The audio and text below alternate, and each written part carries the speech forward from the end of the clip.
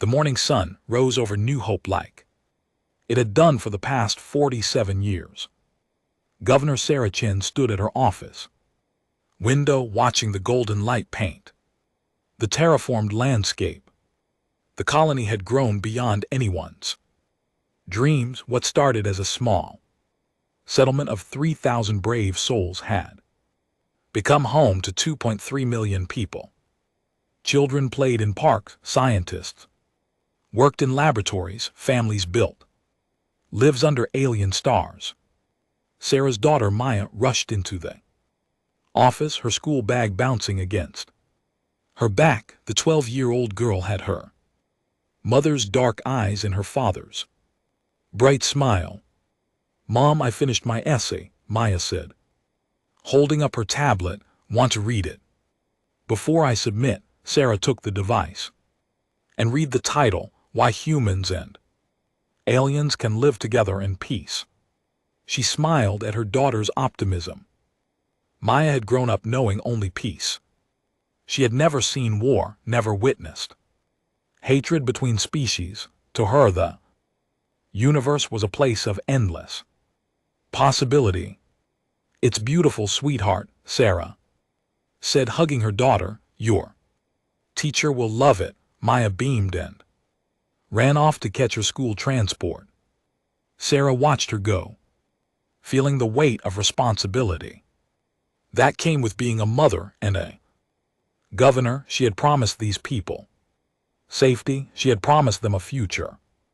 Across the colony, Chief Engineer Marcus Webb was inspecting the fusion reactors that powered New Hope cities. The massive structures hummed with controlled power, each one a testament to human ingenuity. Marcus had been with the colony since the beginning. He remembered when they first landed on this world, when it was nothing but rock and thin atmosphere. Now, after decades of terraforming, it breathed like Earth. His communicator beeped. It was his wife, Helen, reminding him about their anniversary dinner. 30 years together, 20 of them spent building this colony. He smiled and sent back a quick message promising he would be home early. The day proceeded like any other. People went to work.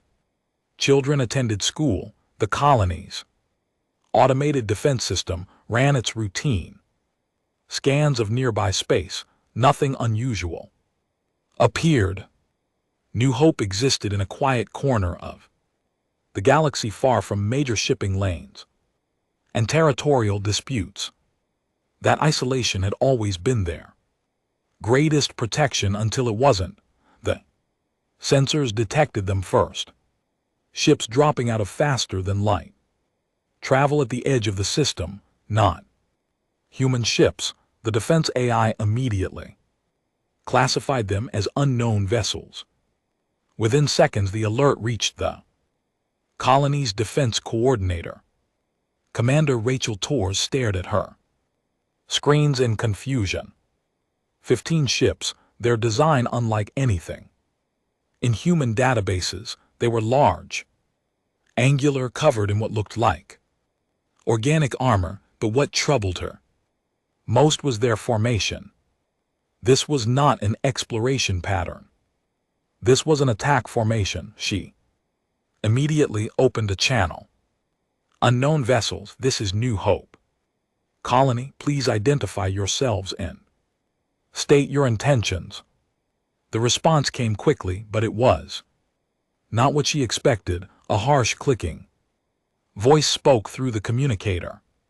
The translation software struggled for a moment, then displayed the message. Clear text. "This space belongs to the Cravathi. You were warned. Your presence ends now." Rachel's blood ran cold. "We have received no warning. This is a peaceful colony. We mean no harm to anyone. Please, we can negotiate." The transmission cut off. On her screens, the alien ships began moving toward New Hope. They were not slowing down. They were not deploying landing craft. They were positioning themselves in orbital bombardment formation, all hands. To defensive stations, Rachel shouted. Governor Chen, we have incoming hostile ships. This is not a drill. Repeat, this is not a drill. Sarah was in a council meeting when the alert came through. For a moment she couldn't process the words, hostile ships here. They had no enemies. They had never threatened anyone. New Hope was just a farming and research colony. Activate all shields, she ordered, her voice steady despite the fear rising in her chest. Get everyone to the shelters. Contact Earth immediately. Send them everything our sensors are recording. Marcus received the emergency alert. While still in the reactor facility, his first thought was of Helen. She was at the hospital where she worked as a nurse. The hospital was in the central district, far from any shelter. He started running. The Cravathi ships reached orbital position. They were massive, each one larger than New Hope's entire defense fleet of 6 small patrol vessels. The human ships moved to intercept, their weapons powering up. They were outmatched, but they had families below to protect. The first Cravathi ship fired. A beam of superheated plasma cut through the lead human patrol ship like it was paper. The vessel exploded instantly, killing all 17 crew members. In a flash of light, the other patrol ships returned fire. Their missiles and railgun rounds struck the Cravathi shields and dissipated harmlessly. The aliens did not even pause. They simply fired again.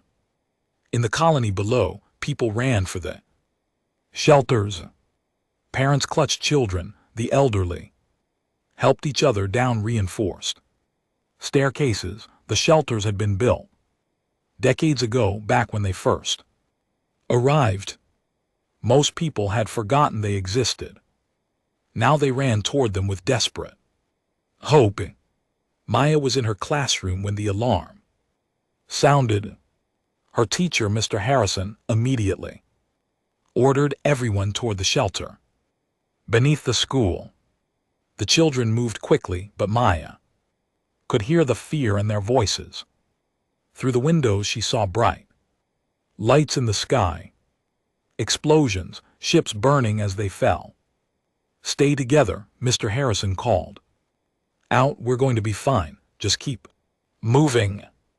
Sarah reached the command center as the bombardment began. She watched helplessly as the Cravathi ships systematically destroyed every defensive position, every military installation, every ship that tried to fight back. In less than 10 minutes, New Hope's defenses were gone. They're targeting population centers now, Rachel reported, her voice breaking. Governor, the shields won't hold. They're too powerful. Sarah looked at the screen showing the evacuation status. Only 40% of the population had reached shelters. There wasn't enough time. Keep broadcasting our surrender, Sarah ordered. Tell them we yield. Tell them they can have the planet. Just let our people live. But the Cravathi did not respond. Their ships continued firing. Plasma beams struck the cities, turning buildings to vapor. Fusion bombs fell on the agricultural districts, creating mushroom clouds that could be seen from space. The colony's shields flickered and failed under the relentless assault. Marcus reached the hospital just as the first bombs hit the district. The building shook violently, ceiling tiles fell, people screamed. He found Helen helping patients into the basement shelter. Their eyes met across the chaos, and in that moment they both knew the truth. They were not going to survive this. They held each other as the hospital collapsed above them. Maya huddled in the school shelter with her classmates. The bunker shook with each impact. Dust fell from the ceiling. The emergency lights flickered. Mr. Harrison tried to keep everyone calm, but even he could not hide his fear anymore. The bombardment continued for 6 hours. The Cravathi were thorough. They wanted to ensure nothing survived. When they finished, New Hope was gone. The cities were craters. The forests were ash. The oceans boiled under nuclear fire. 2.3 million people had been erased from existence. The Cravathi ships departed without a word, leaving only death behind. But the automated communication boys had recorded everything. Every moment of the attack, every desperate plea for mercy, every scream. As the bombs fell, the recordings were compressed and transmitted toward Earth at light speed, along with a final automated message. New Hope is lost, remember us. 3 weeks later, the transmission reached Earth, and humanity learned what it meant to lose an entire world. The transmission reached Earth on a Tuesday morning.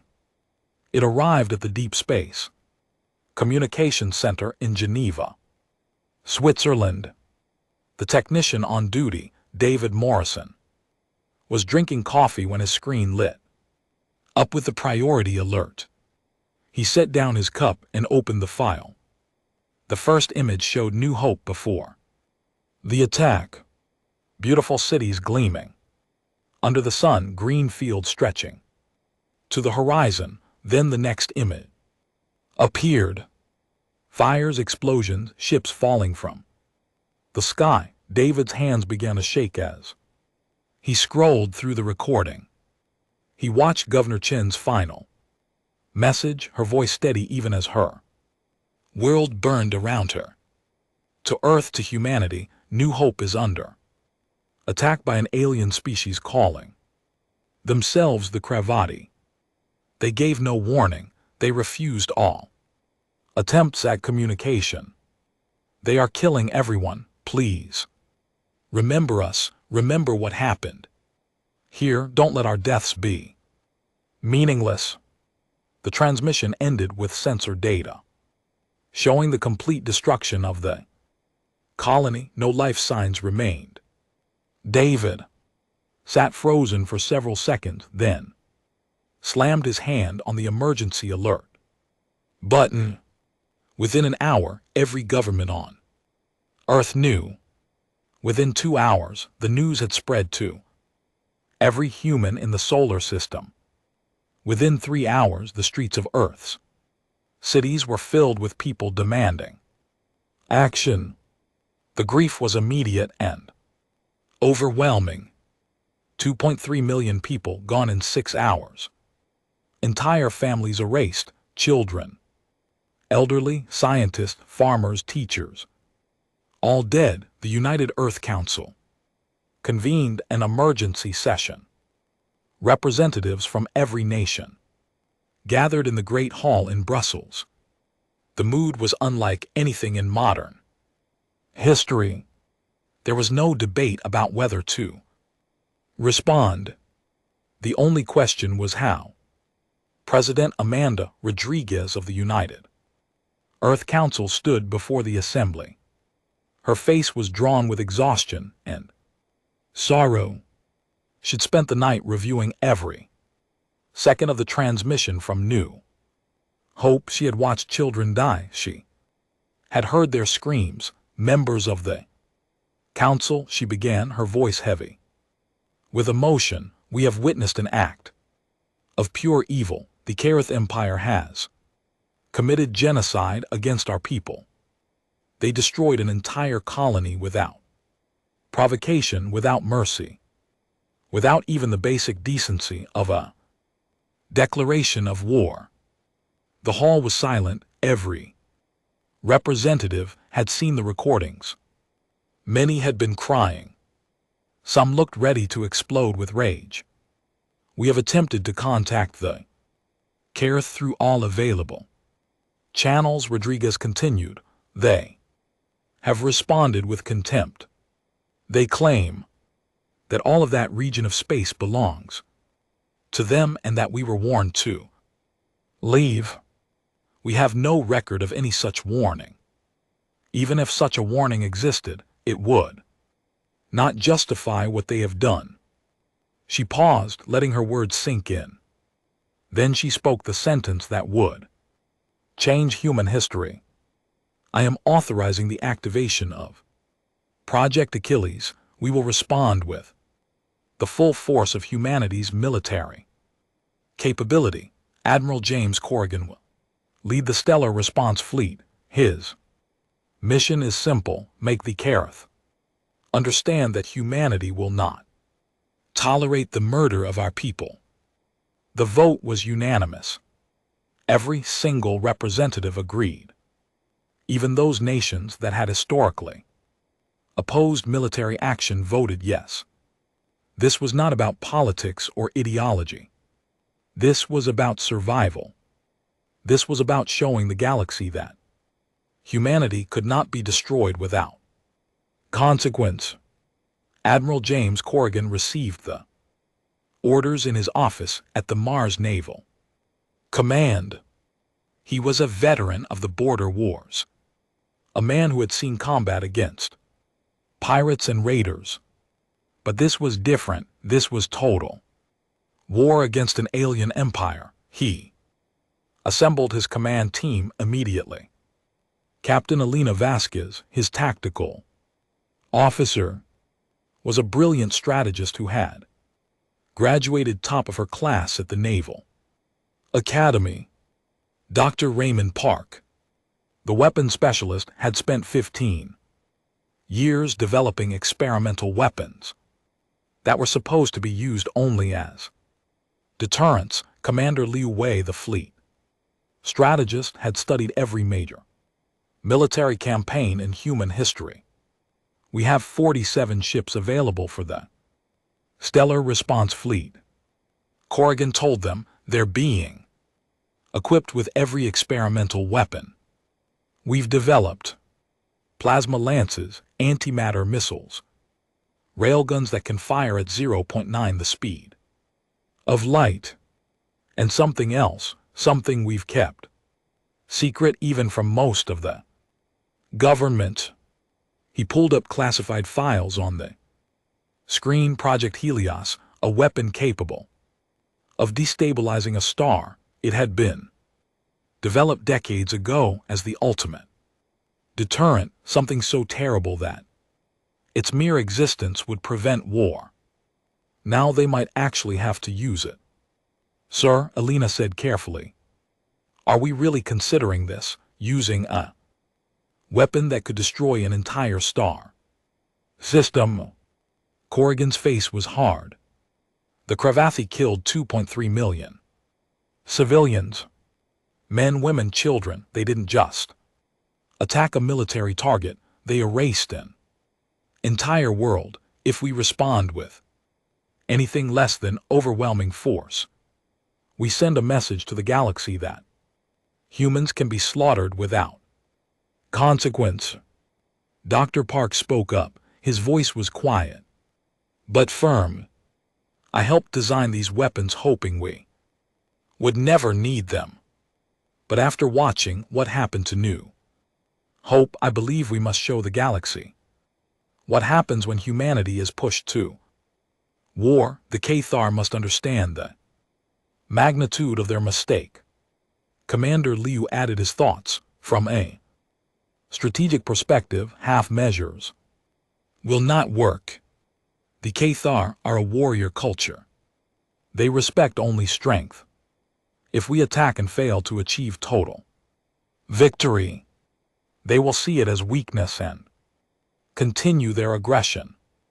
Other species might see it as an opportunity to test humanity as well. We must win completely and decisively. Corrigan nodded slowly. Then we're agreed. We hit them with everything we have. No holding back, no second chances.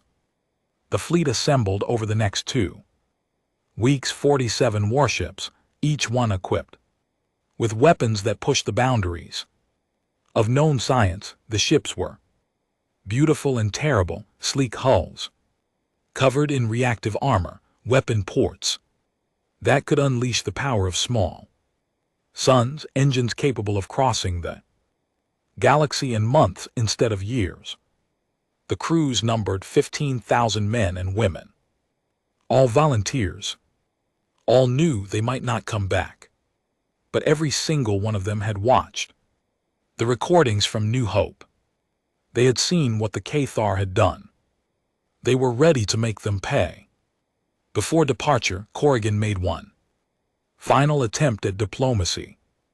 He sent a message through all known channels to the Cathar Empire. This is Admiral James Corrigan of the United Earth Fleet. You have destroyed our colony of New Hope. You have murdered 2.83 million innocent civilians. We demand an immediate explanation and reparations. If you do not respond within 24 hours, we will consider ourselves at war. The Cathar response arrived 12 hours later. It was brief and dismissive. Humans are weak creatures who fled their home world to infest other systems. Space you occupied belonged to the Cathar Empire. We claimed what was ours. If you attempt to retaliate, you will share New Hope's fate. This is your only warning. Corrigan read the message 3 times. Then he deleted it and turned to his crew. Set course for Cravathi Prime, he ordered. Maximum speed and prepare all weapon systems. It's time to teach them about human weakness. The fleet departed 2 days later. Earth watched them go with a mixture of hope and fear.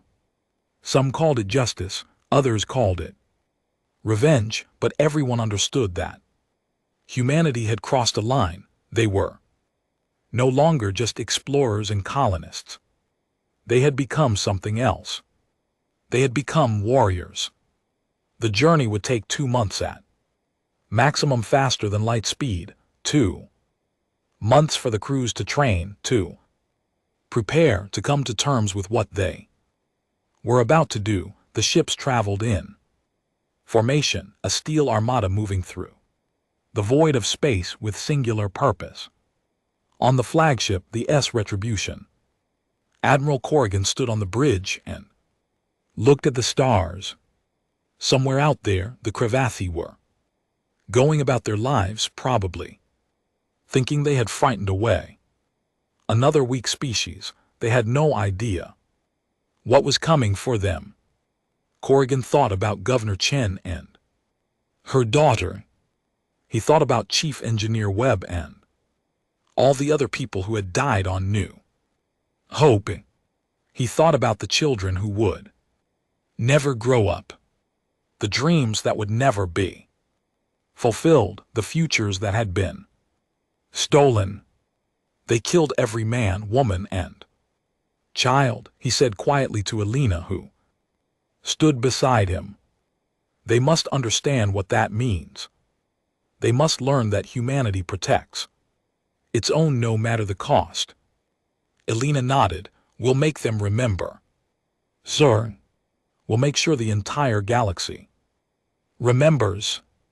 The fleet continued on its path, carrying with it the fury of an entire species. The Cravathi had made a terrible mistake. They had assumed that peaceful meant weak.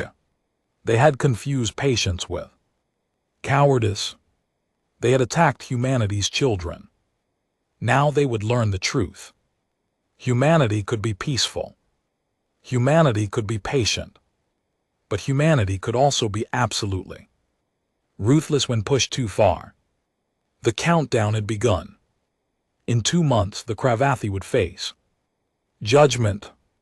Supreme War Master Krell Vox stood in the command center of the Cravathi homeworld, examining reports from the outer territories.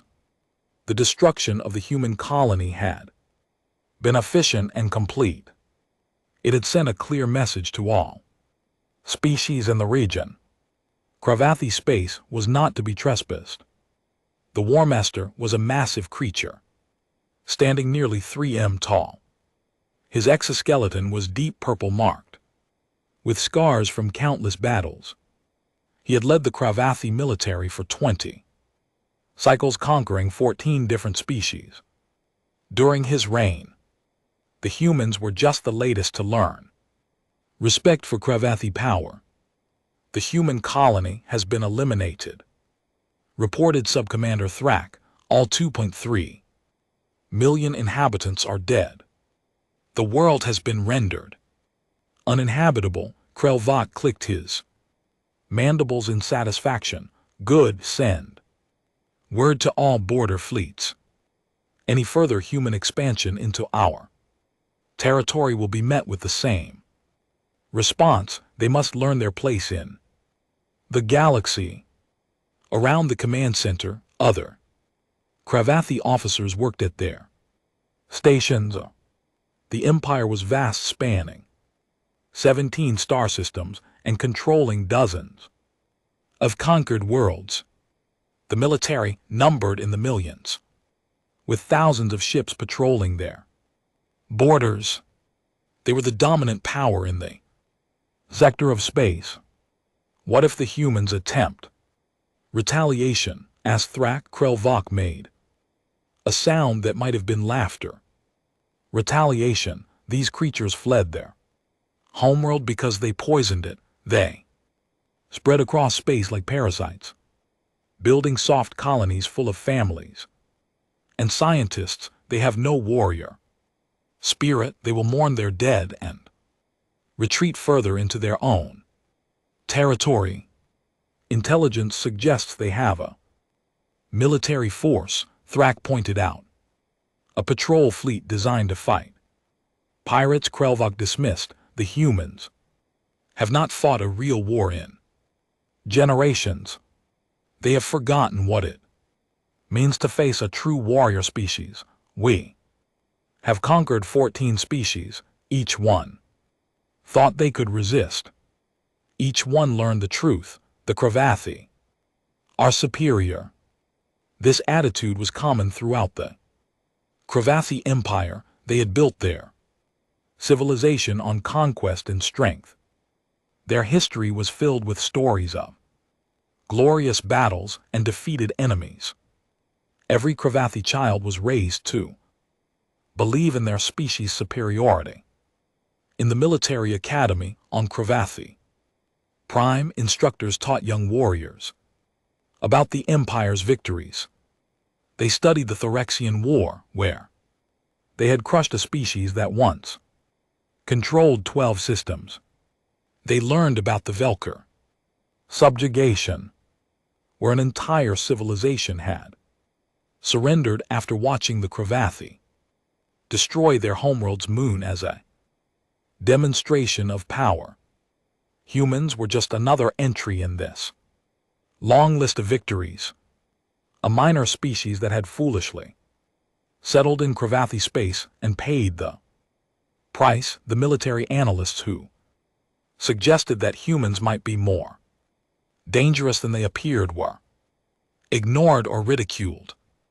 Commander Vexler, who led the fleet that destroyed New Hope, had returned to a hero's welcome. He stood before the military council, receiving praise for his efficient execution of the mission. You have defended the Empire's honor. High Counselor Drakthar told him. The humans now understand the consequences of defying us. Vexler bowed. It was a simple task, honored counselor. Their defenses were pathetic. 6 small ships tried to oppose our fleet. We destroyed them in minutes. The colony shields failed almost immediately under our bombardment. It was hardly worthy of being called a battle. What of human capabilities? Asked one council member. Did they demonstrate any advanced technologies? Nothing impressive, Wexler reported. Standard fusion reactors, basic shield. Technology, primitive weapons, there. Patrol ships used rail guns and missiles, all easily countered by our defenses. I saw nothing that would concern our military. The council accepted this assessment without question. It confirmed what they already believed. Humans were weak, unprepared for real warfare. The matter was considered closed, but not everyone in the Kravati Empire was so confident. Intelligence Coordinator Shalrix had been studying human transmissions and records for years. She knew things that the military leadership did not want to hear. In her office deep within the intelligence complex, Shalrix reviewed her files on human civilization. She had watched their entertainment. Media studied their history, analyzed their cultural patterns. What she found troubled her deeply. Humans had fought wars among themselves for thousands of years. Terrible, brutal wars that killed millions. They had developed weapons capable of destroying their own planet. Nuclear weapons, biological weapons, chemical weapons. They had created horrors, and then somehow they had stopped using them. They had chosen peace, but choosing peace was not the same as being incapable of war. Shalrix understood this, even if the military leadership did not. Humans had the capacity for terrible violence. They had simply chosen to control it, to direct it into peaceful endeavors. But that capacity still existed, waiting to be unleashed. She tried to warn the council. She sent reports detailing human military potential. She pointed out that a species capable of nearly destroying itself surely had the ability to destroy others. But her warnings were dismissed. You worry too much, her superior told her. The humans have been defeated. They will not dare to strike back against the might of the Kravati Empire. Shalrix was not convinced, but she was not in a position to challenge the council's wisdom. She could only watch and wait, hoping she was wrong. 2 months passed. The Kravati continued their normal operations, secure in their dominance. Their fleets patrolled the borders. Their worlds prospered on the labor of conquered species. Everything seemed normal. Then the sensors detected something at the edge of Kravati space. Ships dropping out of faster than light travel, not merchant vessels, not civilian craft, warships, human warships. The alert reached the outer defense fleet immediately. Fleet commander Zarkath reviewed the sensor data with growing surprise. 47 ships moving in perfect military formation. They were heading directly toward Kravati space. So the humans do have courage after all, Zarkath said. Foolish courage, but courage nonetheless. They think 47 ships can challenge the Kravati Empire.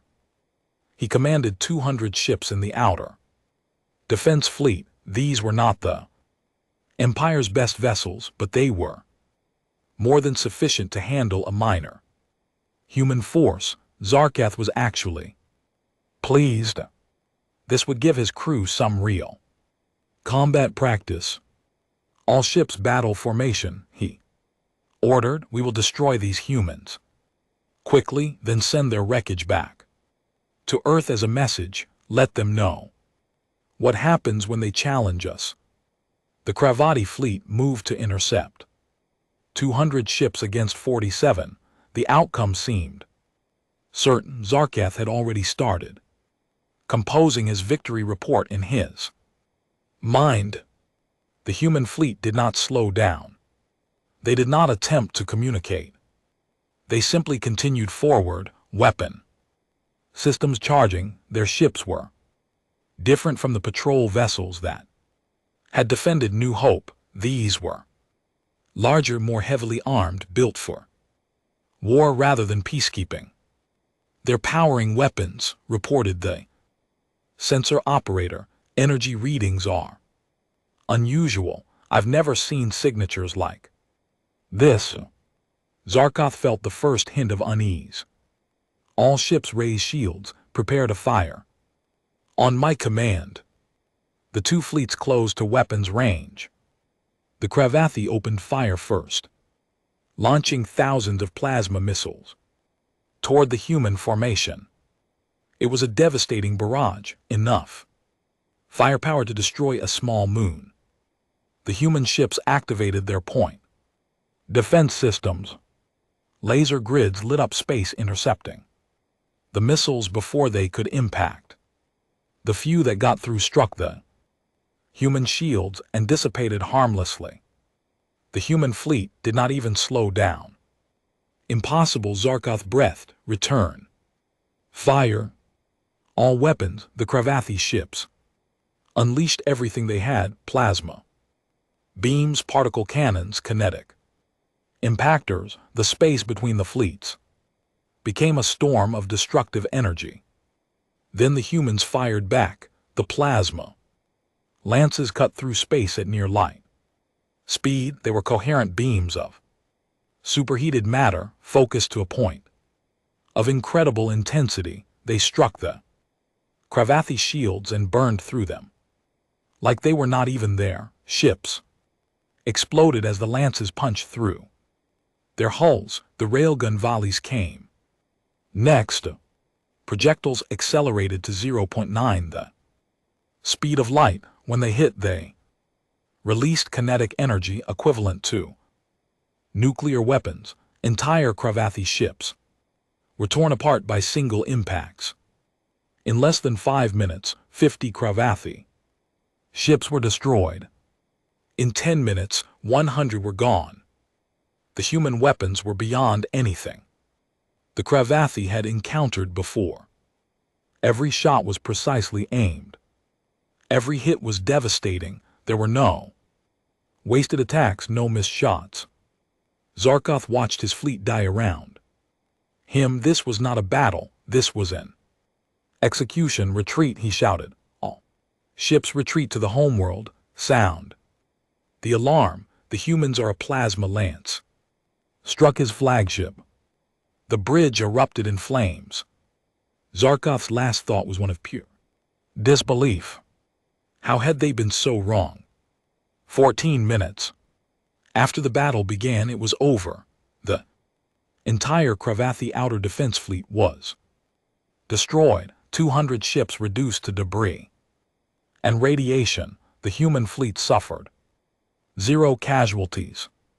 They had not even taken damage to their shields. On the S Retribution, Admiral Corrigan watched the aftermath with cold satisfaction. Continue toward Cravathi Prime, he ordered, and broadcast this message to their homeworld. We are coming. In the command center on Cravathi Prime, Warmaster Krelvok stared at the reports in horror. The news of the outer fleets destruction spread through Cravathi Prime like wildfire. What had begun as confident dismissal of human capabilities had transformed into growing panic. Supreme Warmaster Krelvok stood before the military council, his mandibles trembling with rage and fear. How is this possible, High Counselor? Drakthar demanded. 200 ships destroyed in minutes by a species we believe to be weak. Krelvok had no good answer. The humans possess weapons far beyond what our intelligence suggested. Their technology is not primitive. It is advanced, possibly more advanced than our own. Intelligence Coordinator Shaurix was summoned to the council chamber. She arrived with her files, her posture, showing no satisfaction at being proven. Right, there was no room for pride when her entire species faced destruction. You tried to warn us, Drakthar. Acknowledged bitterly, speak freely. Now, what do you know of these humans?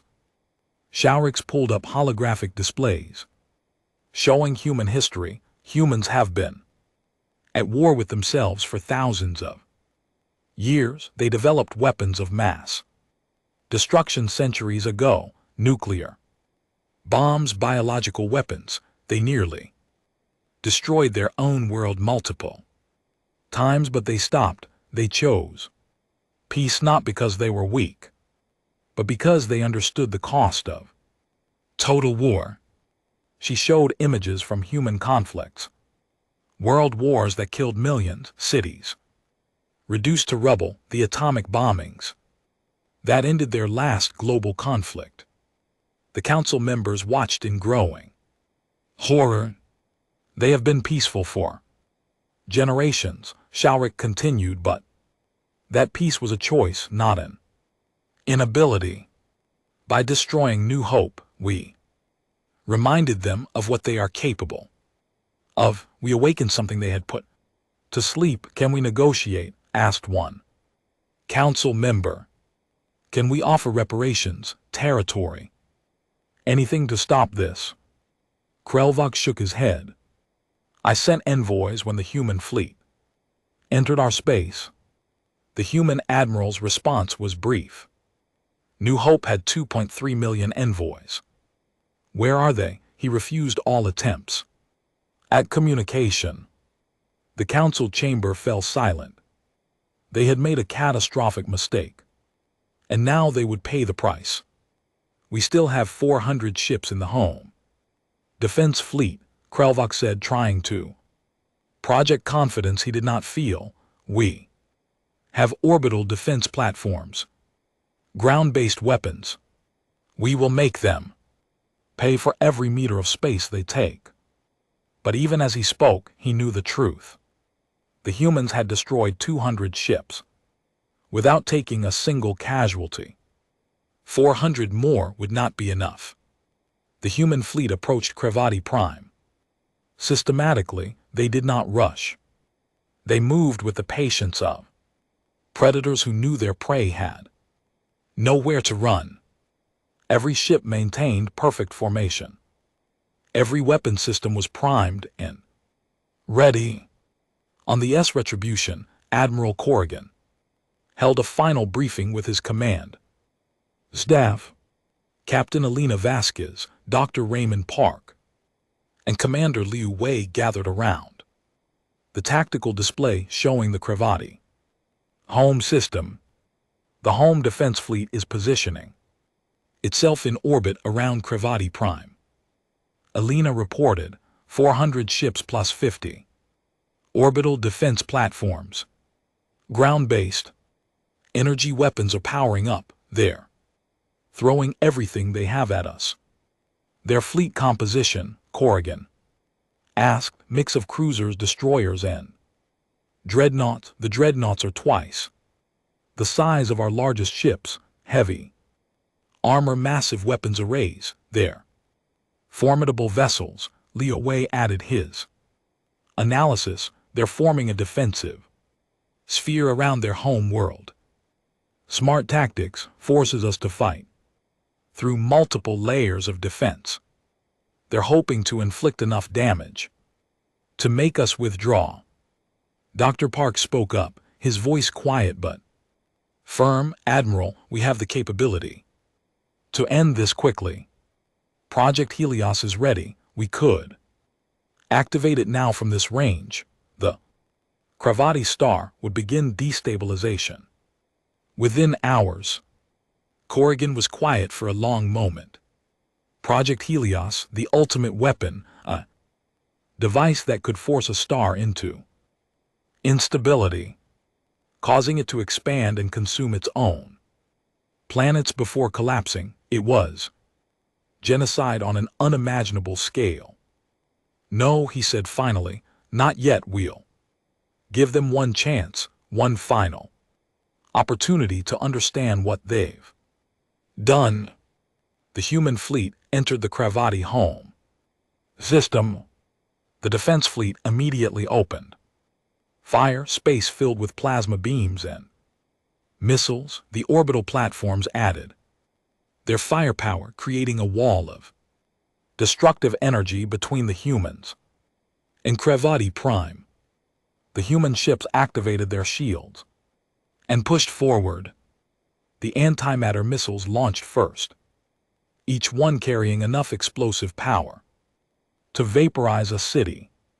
They struck the orbital platforms, punching through shields and armor.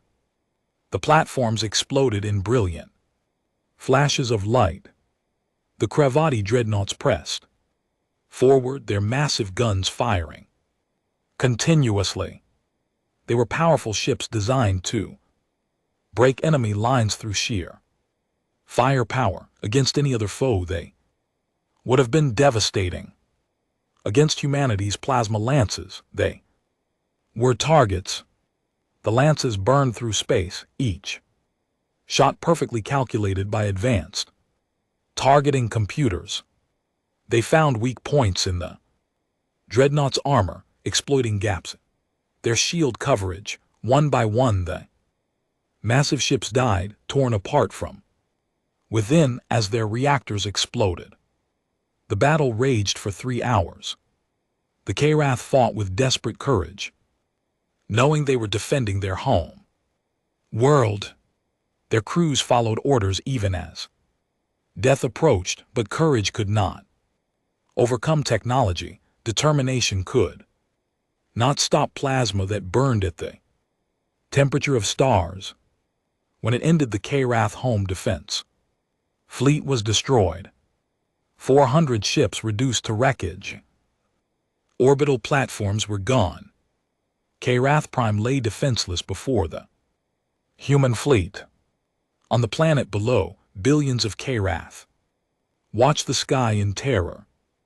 Their mighty empire, which had conquered 14 species, had been broken in a single day. The realization was almost too much to comprehend. Admiral Corrigan stood on the bridge of the Retribution, looking at the planet on his screens. Somewhere down, their families huddled together in fear. Children cried for parents. People wondered if they would see tomorrow, just like New Hope. Dr. Park, Corrigan said quietly, activate Project Helios. Park's hands moved across his console. Deep within the Retribution, the stellar manipulation device powered up. It was a marvel of physics, capable of sending precisely tuned gravitational waves across millions of kilometers of space. These waves would interact with the Karath star's core, disrupting the delicate balance of fusion reactions. Device active, Park reported. Targeting the star's core. Destabilization sequence will begin in 1 hour unless we abort. Corrigan opened a channel that would broadcast to every receiver on Karath Prime and every ship in the system. When he spoke, his voice was cold and hard. People of the Karath Empire, you, our colony of New Hope, you killed 2.3 million civilians without warning, without mercy, without justification. You believed we were weak. You believed we would accept this and do nothing. He paused, letting his words sink in. Across the planet below, you were wrong. We have activated a weapon that will destroy your star. In 1 hour, your sun will begin to expand. It will consume your inner planets. Karathi Prime will be vaporized. Your outer worlds will become frozen. Lifeless rocks. Your star system will become a tomb. Panic erupted across Karathi Prime. People ran through the streets. Ships tried to launch from spaceports. The government tried to maintain order, but Fear was too powerful. You have 1 hour to evacuate, Corrigan continued. Get as many people off-world as you can, flee to deep space. We will not pursue those who escape, but in 1 hour this system dies. He closed the channel around him. His bridge crew worked in silence. Some looked troubled. Others looked satisfied.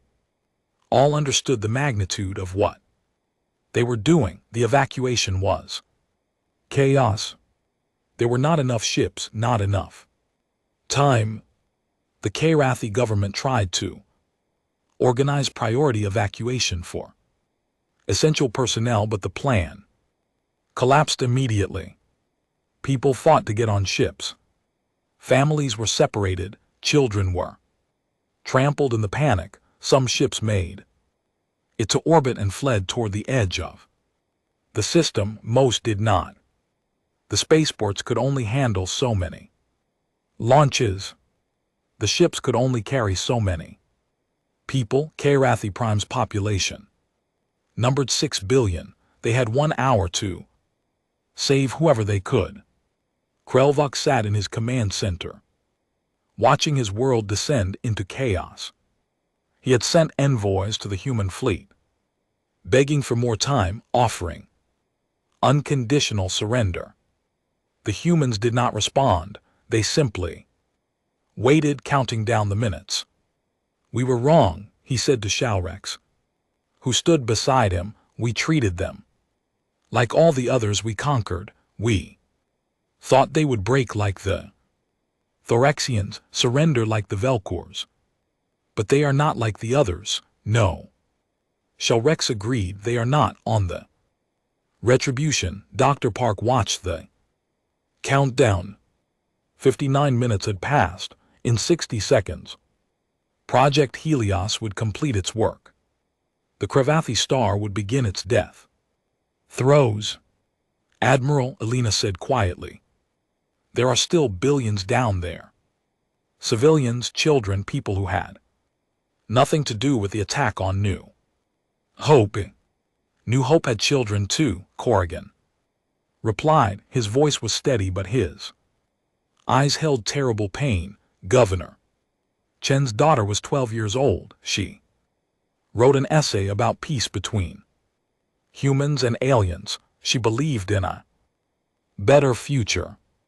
The Kravathi killed her along with everyone else. The countdown reached 0. Dr. Park activated the final sequencer. The Kravathi star expanded slowly at first, then with increasing speed. Its outer layers grew, reaching toward the inner planets like grasping fingers of fire. The light it cast changed from warm yellow to angry red. The temperature across Kravathi Prime began to rise. Admiral Corrigan watched from the S. Retribution, positioned at the edge of the system. His face showed no emotion, but inside he felt the weight of what he had done. Behind him, his crew worked in silence, recording every moment of the star's death. On Kravathi Prime, the evacuation continued in desperate chaos. Ships launched continuously from every spaceport, each one packed far beyond safe capacity. Families were torn apart, as some made it aboard while others were left behind. The sky above grew brighter and redder with each passing minute. In the capital city, Supreme War Master Krelvok stood in the empty command center. Most of his staff had fled to the evacuation ships. He had ordered them to go to save themselves. He remained because this was his responsibility. He had advised the council to attack New Hope. He had assured them the humans were weak. Intelligence Coordinator Shalrix had also stayed. She stood beside Krelvok watching the displays that showed the expanding star. How many escaped? Krelvok asked. Perhaps 300,000, Shalrix replied. from a population of 6 billion. The rest will die here. Krelvok's mandibles clicked in anguish. We destroyed one of their worlds. They are destroying all of ours. Is this justice? They gave us an hour, Shelrick said. Quietly, they could have activated their weapon. Without warning, as we did to them. They gave us a chance to save some of our people. I do not know if that is justice, but it is more mercy than we showed them. The temperature continued to rise. The oceans began to boil. The atmosphere grew thin as gases escaped into space, people who could not reach. The ships went to their homes, to their families. If they must die, they would die together. In the human fleet, Dr. Raymond Park monitored the stellar destabilization. The process was proceeding exactly as predicted. The star would expand for several more hours, consuming the inner planets.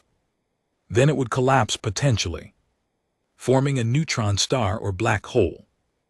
The entire system would become uninhabitable. Admiral Park said, his voice troubled. It's not too late. We could reverse the process, send counter waves to restabilize the star.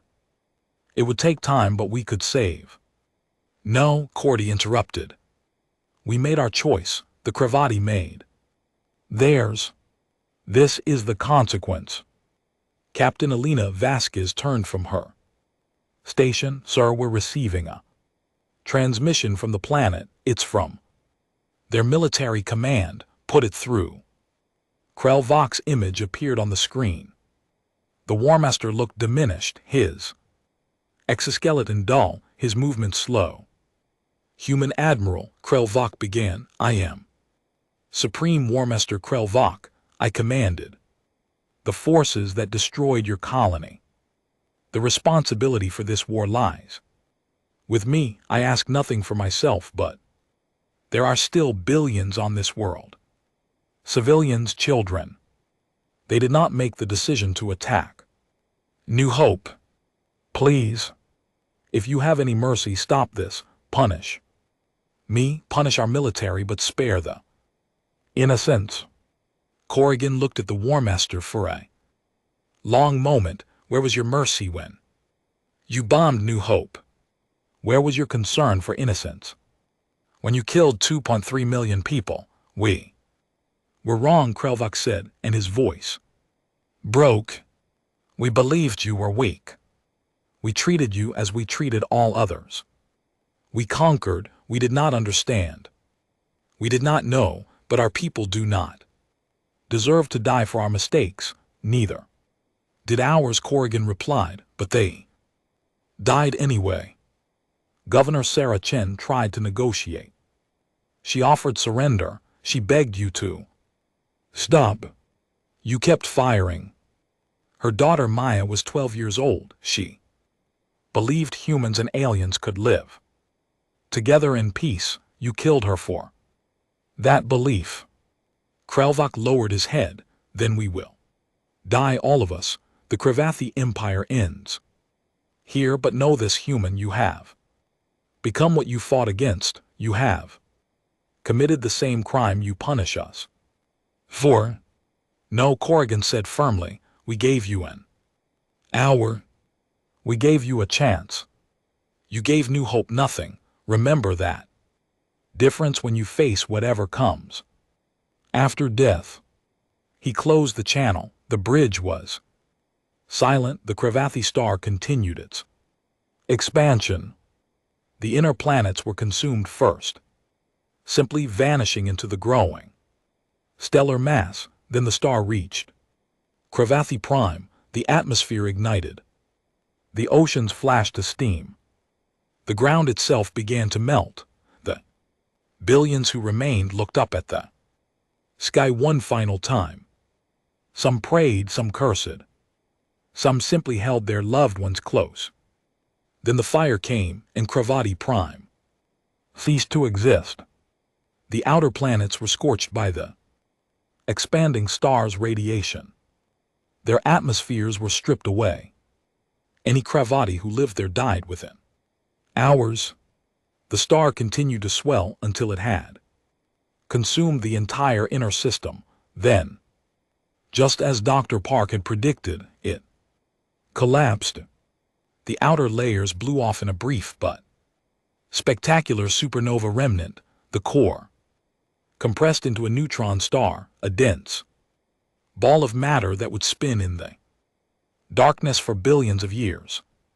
The Kravati system was dead. Where once there had been 17 planets and billions of living beings, now there was only radiation, debris, and silence. Admiral Corrigan ordered the fleet to broadcast one final message. It would be transmitted on all frequencies, sent to every known civilization in the galaxy. This is Admiral James Corrigan of the United Earth Fleet.